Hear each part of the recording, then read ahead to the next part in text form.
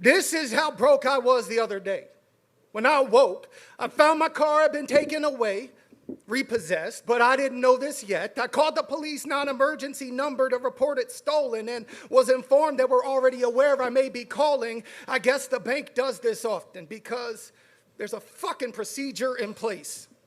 Then I had to wait to call the bank because they didn't open until a couple hours later, and I found the vehicle missing, or rather my wife did, when she meant to leave for work at about 7 a.m., and she was already stressed about the workday ahead when she noticed it was missing. Needless to say, she decided it would be best to take a personal day and spend the next few hours taking trips to the bathroom to retrieve some more TP to wipe the tears off her face. And so the credit union let me know I could certainly retrieve the vehicle if I would simply pay nearly $900, which included the past due balance of $550, as well as the advancement of what will be owed for the subsequent 2 months, plus a $25 fee. I'm guessing that's for the time it took them to call the police.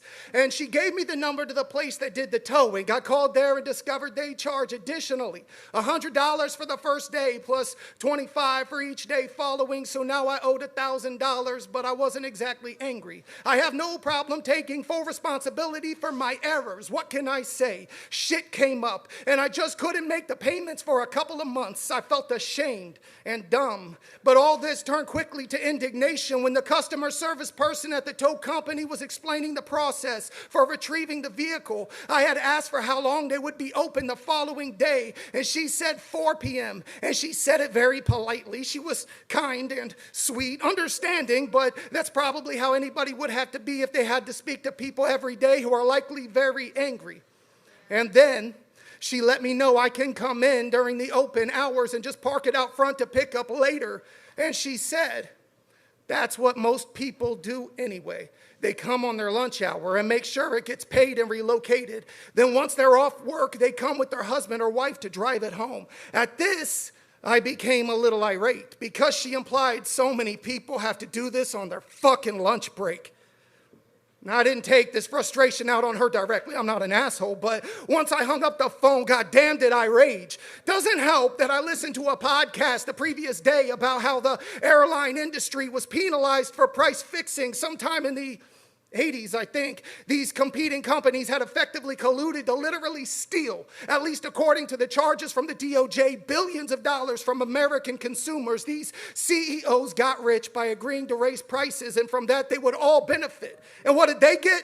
Nothing, not even a slap on the wrist. Sure, the companies had to pay something, but I don't think those individuals who profited got personally punished. They didn't have to give back their salaries or bonuses. In fact, the former CEO of Alaskan Airlines is still doing it, albeit in a new market. Who knows what that is? Housing.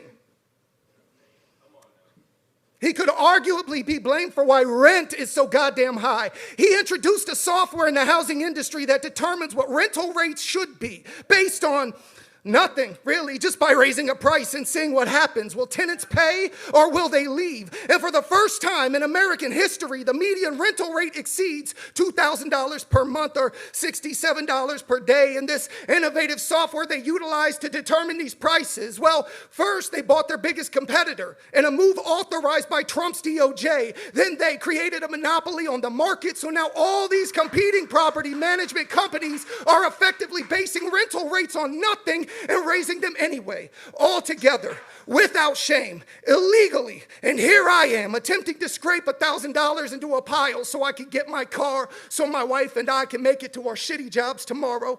Hopefully we won't be late.